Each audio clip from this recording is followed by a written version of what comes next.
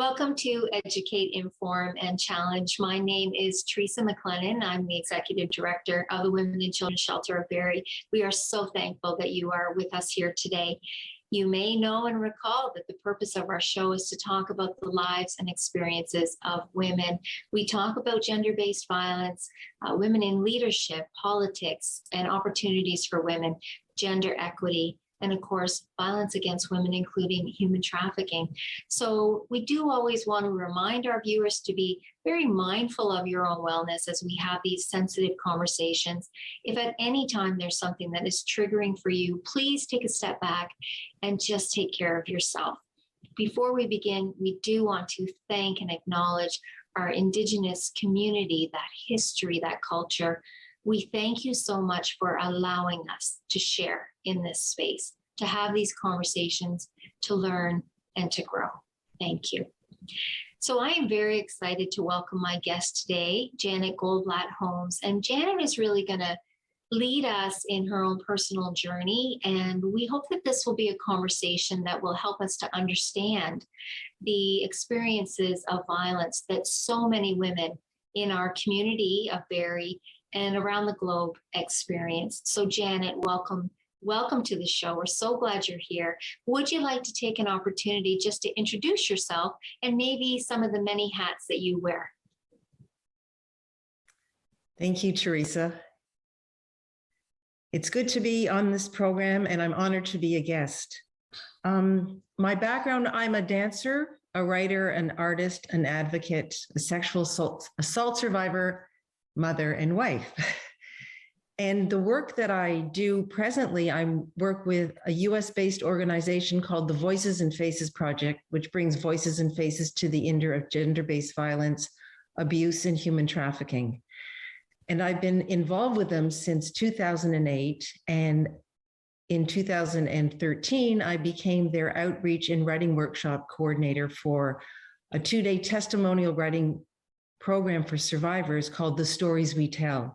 And it's about bringing their voice to the issue of gender-based violence, and also that people are in a place in their own healing that they feel comfortable talking about the injustices that we've lived through.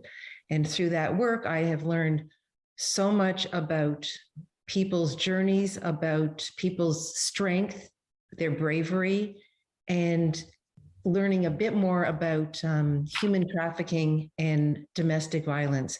So for me, it's been a real humbling experience and a real honor to meet men and women who are willing to take that step forward. And whether they go beyond the 2-day workshop, taking that step to apply to a 2-day writing program is enormous. So it's been a real gift for me. So that is a beautiful introduction to all of the many ways that you're using your voice, Janet. And we really, really appreciate that. From our agency perspective, supporting women who are fleeing violence and human trafficking, we know how vitally important it is to have the voices of both women and men to ending gender-based violence. What is the personal connection to that work that you're doing based on your own experience? When I experienced sexual violence, it was date rape, and it was in the late 60s, and that term never existed. And one of the questions you asked was, did I have any support at the time? And in that experience, I knew something wasn't right, but I didn't have a name for it. And I was terrified, and I froze, and I was ashamed, and I never told anybody for over 20 years. So when I was in my 20s, people talked about date rape, and I said, well, I think that happened to me, and it was probably my fault. And that was it. And in 2006, I came across an article in All Places People magazine about the founder of the Voices and Faces Project, Ann K. Ream, and her story. And I thought, oh my goodness, I had that feeling again of, head down, shaking, feeling shame. And I realized I've never really dealt with this story. So that was the beginning. That was my personal experience with realizing I had pushed that violent experience down so deep and never dealt with it, never talked to anybody about it. So I really appreciate that point that you're making, because even today, with women who are calling our crisis line and asking for help with our services, sometimes they still don't equate what has happened to them to be violence. And we know that women carry the guilt and shame of their experiences of sexual violence or any kind of a violence on their own shoulders. And part of that is how those things have been represented in the media. Sometimes you'll hear stories about, a woman who has actually been murdered by her male partner, and they'll say he was such a nice man. We can't believe that he did that. It creates a different picture of that abuser that makes it so much harder for people to think that that could actually happen, that that person could actually do that. And, we often hear that people will ask questions of women like, basically saying, well, what did you do to make that happen to you? And when we do that, when anybody does that, it puts the blame and that guilt and shame on the woman's shoulders, as opposed to asking the question, why did he do that? Mm-hmm. And putting the guilt and the shame where it rightly needs to be. How did you lift yourself off of and out of that guilt and the shame that you expressed that you were feeling? That's a good question. What I did do initially was write. And also I was seeing a therapist at the time, not about this issue at all. And then I did some research and I found out she was one of the founders of the Toronto Rape Crisis Center years and years ago. So I started to talk to her about it. And I also wrote, and I'm part of a writing group. And so for between 2006 and 2008, I just wrote and wrote and wrote. And I said to the therapist that I wanted to give back. She said, why don't you write an article? And that was the primary way that I dealt with it. And through my writing, I went to my writing mentor and she helped me edit the piece that was in the Globe and Mail. It was called The Burden of Silence. And that was the essay in 2008. In the writing, I realized a number of things, the impact of being raped at a young age, and how I use my dancing. I'm a dancer by training, and how that actually saved my life, in that it was the place that I could go to. I could feel safe within my body, which is interesting when you think of moving one's body. And sometimes that can be sensual. Sometimes that could be, more aggressive, hard-driven movements. But it was the only place I felt safe. So in a way that helped me. So I had this perspective of, I actually did help myself, although I never talked about it. And I'd learned that keeping things inside and burying things was causing invisible internal stress, so that I could look, quite open and upright to the outside, but inside I was still very frozen. So I'm not sure if I'm answering the question there, but the writing was a huge step. And then after that, I started to work with somebody and deal with the physiological and cellular tension that was still existing in my body. And I think that that's a really great place that I'd like to open that conversation up a little bit too, Janet. With your experience of being raped at a very young age, how did that impact you in terms of your future relationships, your fears, your worries, your opportunities? How do you feel that experience may have impacted you throughout your life? I think in some level, in some relationships, I felt, well, I should do this because, they want me to, or, I love you. And so therefore, willingly, never being forced again, but just acquiescing.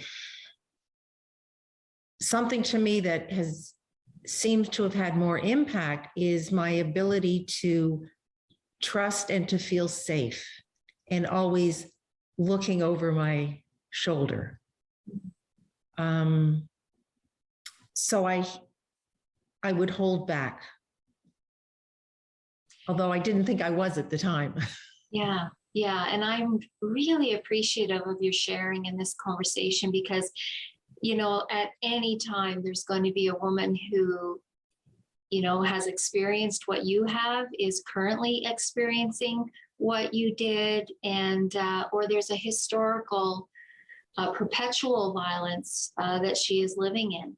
And your story will be so important to that woman, to offer her hope about being able to move with and through that experience and create a better and a different life. And so I just want to let you know how inspirational it is for you to be using your voice in this kind of public forum and really talking about what happened to you, because it will help anyone else who is listening at this time. So I just want to mention that to you, just how much we just really, really appreciate that. We know how difficult it is for women to share their voice, right? What has brought you to this place of having the courage to tell your story? What has brought me to this place today, or when I first started to share the story? How about when you first started to share this story? I realized that what happened to me, it wasn't my fault. I had done nothing wrong. And somebody had suggested a book written by Judith Katz called No Fairy Godmothers, No Magic Wands. It's an old book, it's tiny, and it's out of print at the moment. And she said something about we can never, the experience we lived will never leave us. It's there. But we can learn to find a place to put it on a shelf. And it will come up again from time to time, but we are not the lived experience. That's the Coles Notes version of it. And that, for some reason, I don't know why, I thought I need to write about this and I need to deal with this as a dancer, as a mother, as a woman. I just felt compelled to try to do something to give back. In the first place was for me to take that journey to free myself, which it sounds kind of strange when you think, once I wrote the piece, I felt free, even though writing was not freedom. And one of the things I said is that to know that we are precious, we are beautiful, and we have done nothing wrong. And I never told anybody because I didn't have the confidence or the trust. I thought my parents would be mad. I thought no one would believe me. It's your fault. And I wanted other women to know that they don't have to carry the burden and the shame. So I think that was the compelling drive at that time, is there's no need to carry this ourselves. It is a beautiful place for us to end off, Janet, and take a break. And so we really just welcome our viewers to come back and stay with us, and we will see you after this short break.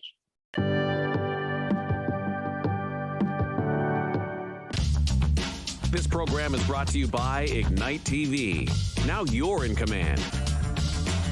Visit Rogers.com for more details.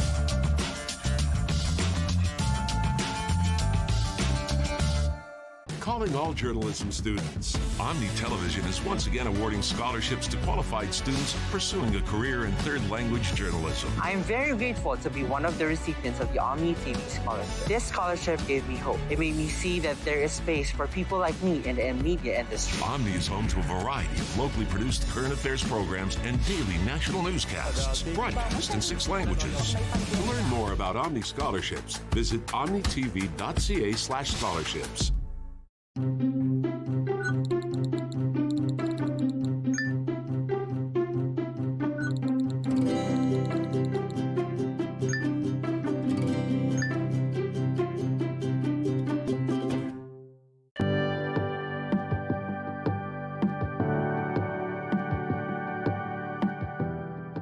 Welcome back to Educate, Inform, and Challenge. We're having a great conversation with Janet Goldblatt Holmes, who is a woman with lived experience, a survivor, a thriver, and she really is using her voice to help educate our community and any woman who may be listening today. So Janet, welcome back. We're going to pick up in our conversation.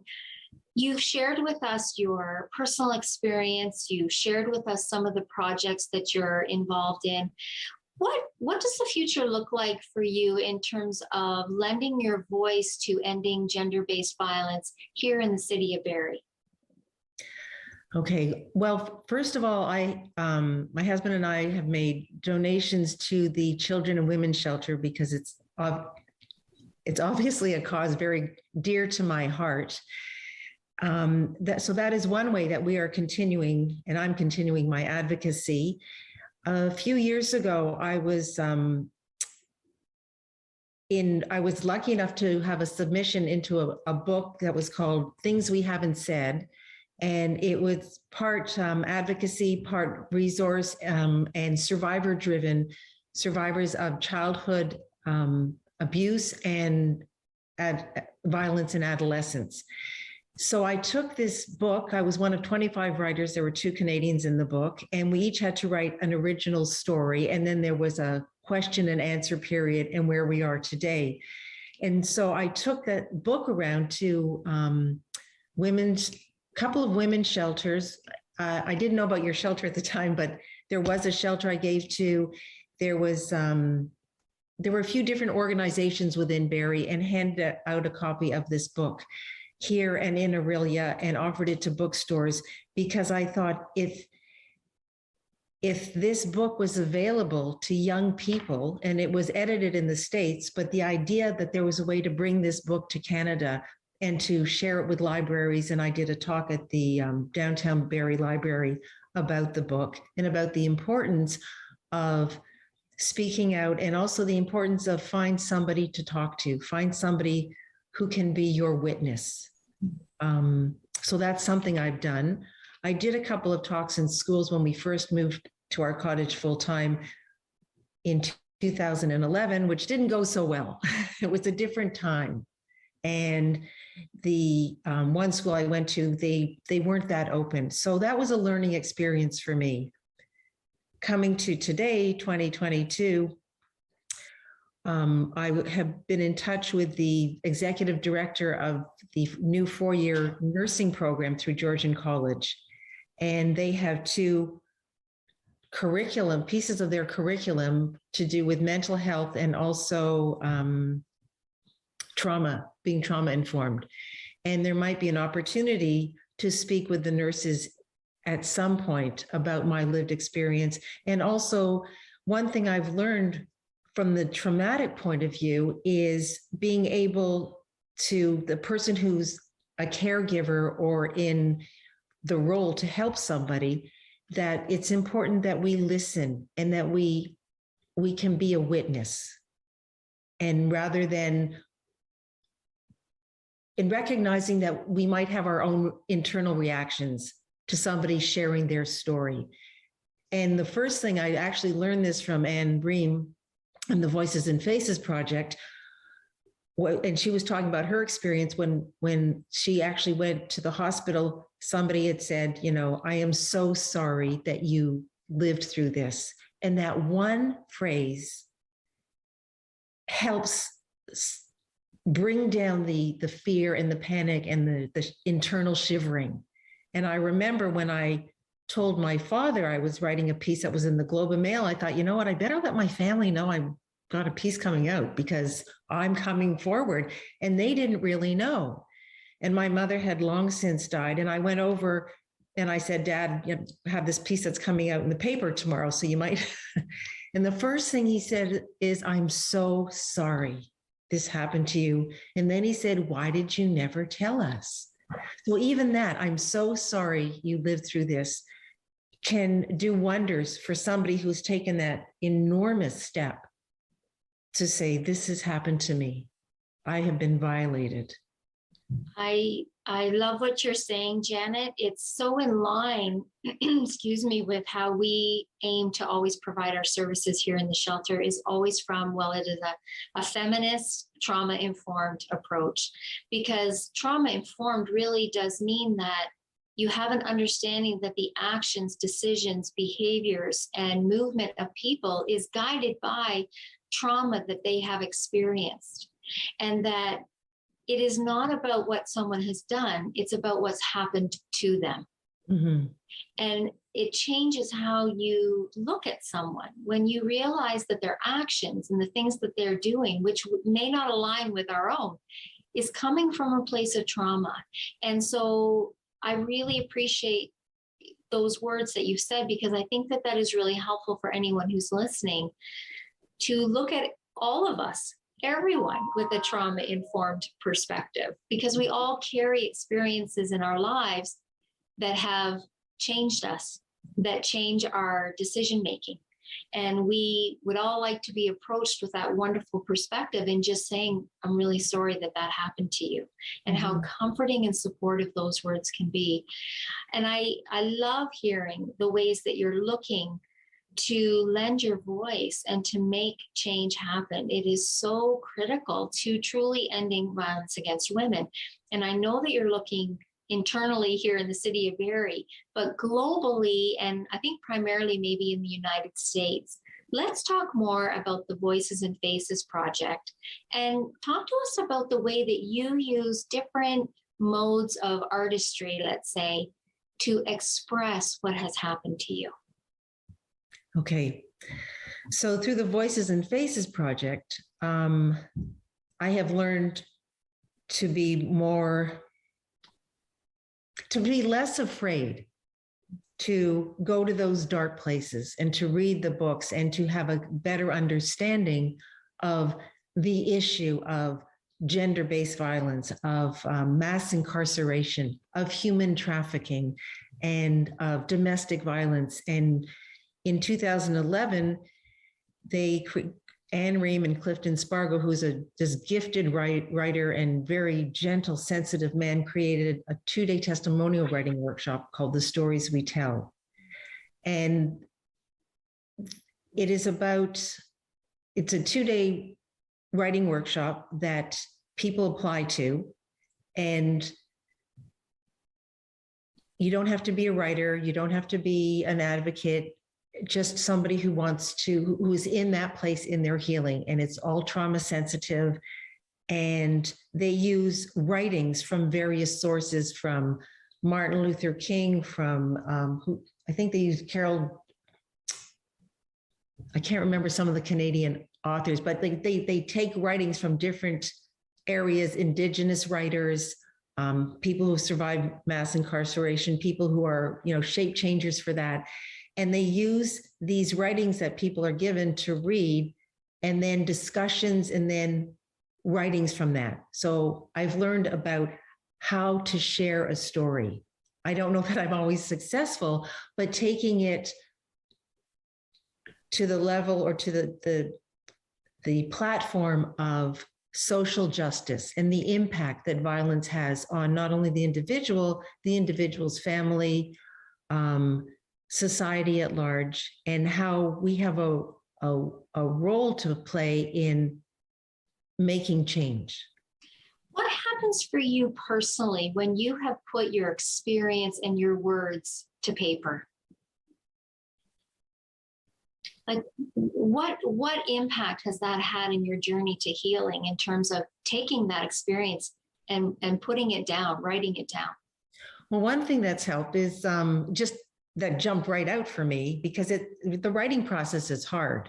And when I wrote the piece in Things We Haven't Said, I had to take a lot out of it. And the editor said, sit with yourself sit with you in your room. Don't tell me don't tell her the things you already have said. Talk about the things you won't say. Forget what I think, forget this, just you and yourself. And I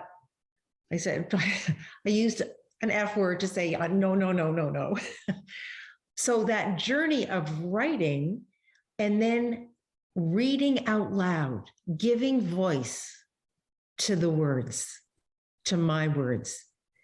And I've learned this from my writing group, and I've learned this from the times that I've been able to experience the writing workshop as a participant, but also as a mentor, is when we give voice to our words, they sometimes sound better and read better than they write, because in the process of writing, we're getting things out. When we pause and read, there's tone, there's inflection, and suddenly there's a little shift, if that makes sense. So that writing experience for me has helped me be kinder to myself, helped me have more self-compassion, helped me be more willing to listen and be there to listen to other people's stories, whether it's in my writing group, whether it's in a workshop, just being able to be present. Does that answer the question? Yes, I think you said it very beautifully. And there is something very powerful for any of us to take our journey, our story, our experiences, put them down on paper and then read them aloud. I think it gives them life, but I think it also, we're able to release something from ourselves that might be stuck up here. Yes. Or here. Yes. And it's a way to express that. And I think what I really love about our talk today, as well as your personal sharing, is the different ways that you have found to express yourself, your experience, who you are. You've talked about your writings, and you talked a little bit about dance and the importance of dance to you, and that very much was your life's work was dance. How has that, I mean, we've got such a short period of time left here though, but Janet, how has dance helped you also to express that? By moving, by breathing, by moving. And then the work I've done with both adults and children and adolescents, it's about our moving body and feeling comfort in our moving body. One doesn't have to be a dancer, but often when we can, I've often worked with images, music, and ways to ignite that creative, to guide people that you can move. And when we move, we breathe. And when we breathe, we can release. So we're able to discharge energy, discharge in the sense of if there's a lot of shaking going on, you can move through that and do it in a playful way. So that's always been my thing by working with adults and kids, is to make it playful and lighthearted, but there's this space to sit and talk and dialogue afterwards. Janet, you are a woman of influence. I want you to know that, and inspiration. And so we have less than 1 minute left. If there is a woman who is watching and listening to you today, and she is looking for some words of inspiration and hope, what would you say to that woman? I would say, you are beautiful. You are precious. You've done nothing wrong. Talk to someone, and to trust you, to trust your heart, to trust that you know what is right for you. I think that those are beautiful words to end our time on, Janet. And I just want to thank you so much for sharing today.